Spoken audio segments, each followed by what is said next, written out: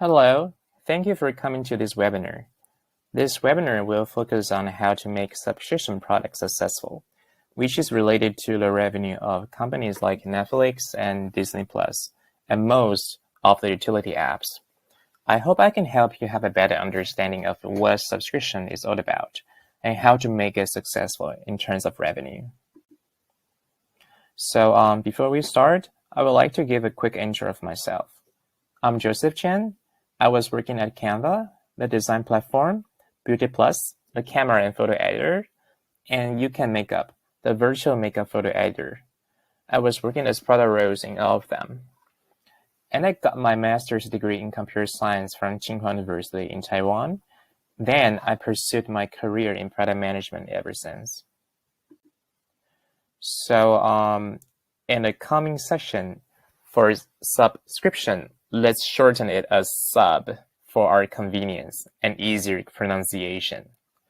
So regarding today's agenda, I would like to split it into four parts. What is sub? What are the factors to sub's success? How to make sub successful? What else to do to boost sub? I believe everyone will have encountered sub dialogues on mobile apps in daily life, more or less.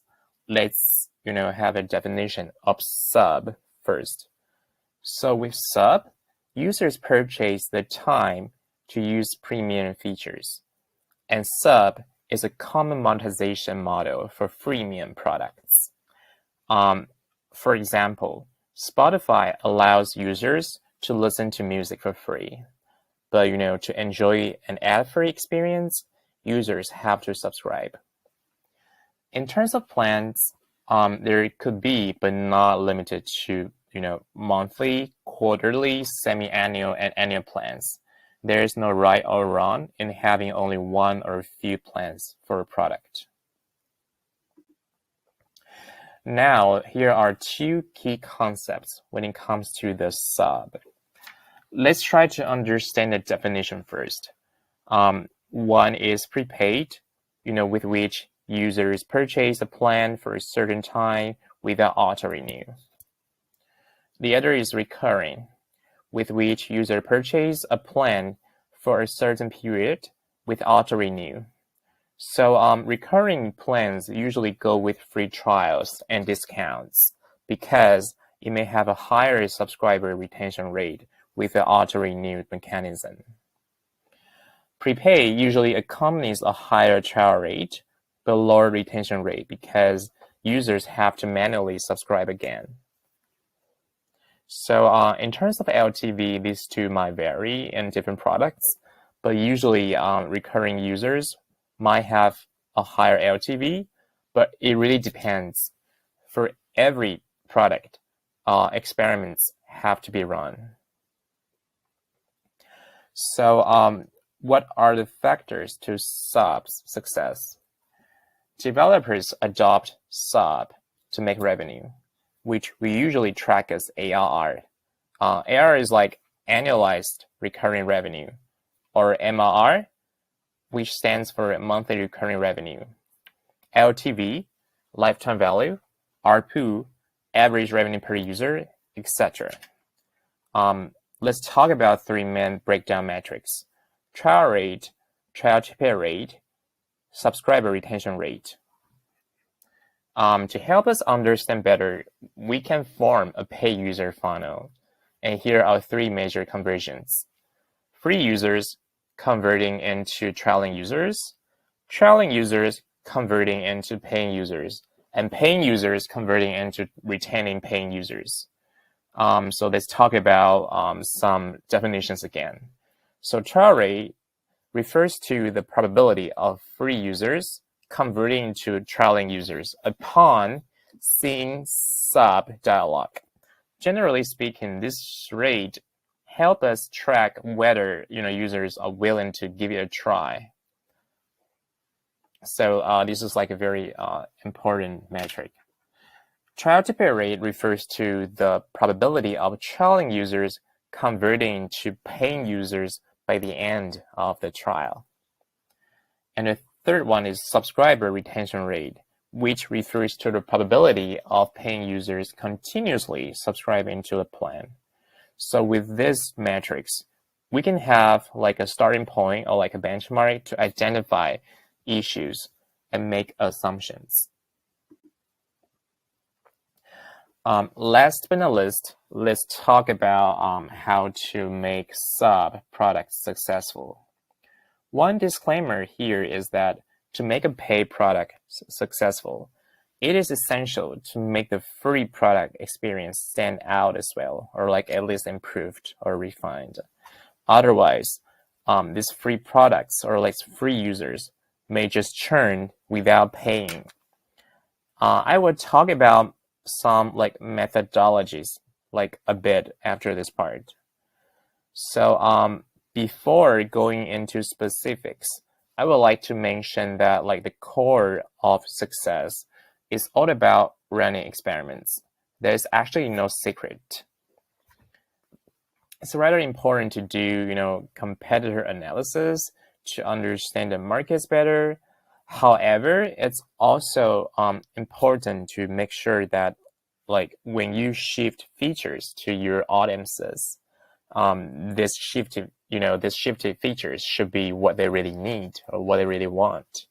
So it is highly recommended that you identify issues through data from user research and numbers and make assumptions, prioritize and run experiments to verify your assumptions and decide whether to roll out certain features. Let's talk about what potential directions might better your sub-products. Usually, we can think based on, conversions. The first one is about trial rate. There are two moments for trial rate. One is discoverability, more like sub-discoverability, which is when and where in the product users see the sub-dialog. The other is what users see in the sub-dialog. So the first thing is that you can always experiment on the entry points of sub-dialog. For example, will it improve, revenue by putting the entry point at the home button? Or is revenue earned the same if the entry point is put under the settings page only? Different products may have different results. It's always worth experimenting. Another frequent question is it necessarily bad to display sub-dialog when a new user opens your app? Or is it necessarily good to display sub-dialog after a new user activates? Run the experiment to see which leads to better revenue and decide your product strategy. There is no absolute answer to this question. So in addition, if you can get user behavior data, you can segment them into different clusters with certain characteristics defined by you and do targeted marketing. For example, you can do in-app push notifications or email marketing to users who ever went trialing but churned with the targeted copy to see if they convert into paying users. Last but not least, regarding what to display on the dialog, first thing is that you must confirm or check the terms and policy of the app stores you're publishing your apps to, like Apple and Google Play. Meeting these terms and policy is key for your product to be approved before publishing. Now, back to our topics. So when users see your dialog, here are several things to consider. Discounts. Copy. So, copies are something that sounds like very easy, but here's an example. How can you make users more comfortable by having the wording like, enjoy 3-day free trial, cancel anytime? Run experiments to see which one will lead to better conversions. And also, you have to consider the pricing and payment localization. For example, if your product is launched in the States and launched in Singapore, the payment methods should be localized because in Singapore, GrabPay is a very trending way for like electronic payment. But what applies in the States might not be working in Singapore. And also you have to consider like the discoverability of the CTA button. CTA refers to call to action. For example, you can experiment with having discounts on recurring plans and see if the overall revenue increases. The second conversion is trial to pay rate. To think of the potential directions, you must let users experience the value. For example, a net-derived product may let users experience the super fast downloading time upon trialing, so users know what it is like when they are paying for the products. And you can experiment on, notifying users how much they have saved in certain area in settings every time they use premium features. The core concept is to let them understand the value of the premium plans. But in the long term, it is necessary to always listen to paying users' feedback. My experience is that you can create certain user groups or chats on whatever social platforms or instant messengers to keep in touch with these paying users and try to identify what to improve for the existing paying features and what could be like the innovation. But you always have to remember that you also have to track the final numbers to make rational and rational decisions. Last but not least, if a user is trying to churn, you can experiment on having certain prompt and let users know the benefits of these premium plans and see if the revenue actually improves. Now, let's talk about the conversion from subscribers to retained subscribers. So for this stage, to drive more revenue, not only do we have to keep improving paying features, but we may have some strategies, on loyal users. Let's put it this way. If a user keeps purchasing prepaid plan and your product's recurring plans have better ARPU, it may be worth it to experiment with offering a discount to convert prepaid users to recurring users, so they might be more committed to your product. The same logics can apply to the experiment of converting monthly subscribers to annual subscribers. It might be great to see if this experiment could actually improve your revenue. In Asia, some apps will mention how much a subscriber has saved from using premium features on their settings page. And when he tries to churn, a prompt mentions how much he has saved throughout the, the sub time to let him know the value more. It could be another space to experiment on. Lastly, I would like to mention that for most products, the majority of users may churn upon trialing, and that's common and normal. But usually, these users are unlikely to convert into paying users ever since.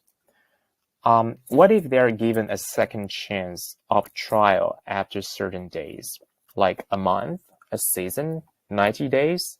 Some of them may still be active users, and they are still using your product. What if they are given a discount to be, paying users? Will that increase the overall revenue? This resubscription strategy could be another space to dive into as well. So now I would like to talk about some non-product things that could improve your sub-products.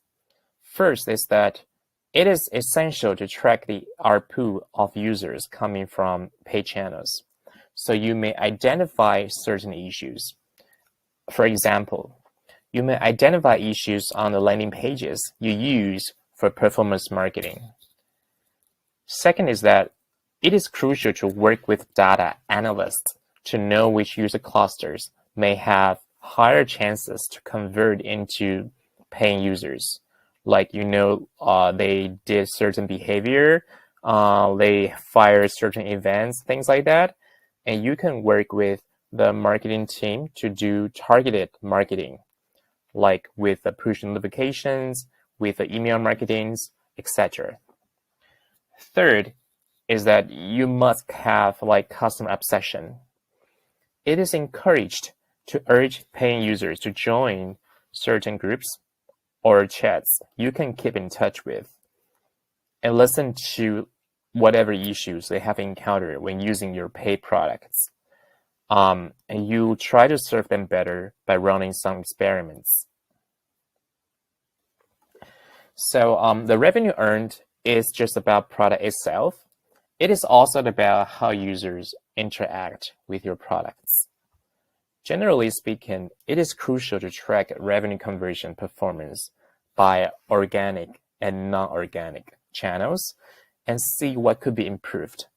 Like I just mentioned, the landing pages for performance marketing may have issues to be discovered, or the assets like the creative and copy for performance marketing and the product are not matching. So the revenue conversions are not performing well from these channels. That's also likely. So you have to track every conversion from the top funnel. Now, I'd like to share one basic methodology that I organized myself. It can be utilized for both free and paid products. Let's say we are designing the strategy for Netflix. So step 1, the key metrics could be ARR, annualized recurring revenue. Step 2, the key actions are trialing and subscribe. Step 3, the key funnels are trial rate, trial to pay rate, subscriber retention rate. So let's continue. So for quantitative and qualitative data, I would do user analysis through user research, interviews to identify issues, or through the data analytics of funnel, user profile, and etc. And could be based on competitor and market analysis. Then I would define the problem like entry point, discoverability issues, or pricing issues, blah, blah, blah, and make assumptions, prioritize them, and try to design the MVP experiments to see if they will actually improve the revenue. And if they work, I will go further. Usually for prioritization, I will use EYES or RISE frameworks. As I said, it is rather important to improve your free product so users will not churn before converting into paying users. So I would like to talk about it for a bit. For most of the apps, it is essential to track MAU and ARR. MAU, which stands for monthly active users, is composed of new and return users. You need to have strategies for new users and return users, specifically how you acquire users through organic and non-organic channels. And you must track their performances and keep improving to see how to drive better revenue for these two. For ARR, as I mentioned earlier, you break it down into trial rate, trial to pay rate, and subscriber retention rate. Then try to identify issues and design strategies. I hope this visualized chart can help you have a very basic picture of how to improve free and paid products. And this chart is basically for demonstrating how I usually design a strategy presentation to senior executives. To make your sub-product successful, it is really important to get buy-ins from your senior management team as well. I would suggest visualizing your strategy as much as possible and be super clear about directions, goals, and success metrics to help the senior management team assess whether it's worth it to invest in resources. So before the end of this session, I'd like to provide you all a summary. One is that prepay and recurring sub is a common monetization model that enables users to use paid features. 2 is that there are 3 metrics: trial rate, trial ticket rate, and subscriber retention rate. 3 is that you always have to run experiments to verify your assumptions based on issues identified from qualitative and quantitative data. And here is my LinkedIn. Feel free to search Joseph Chen on LinkedIn and add me as a connection if needed. That's all about my presentation today. Thank you.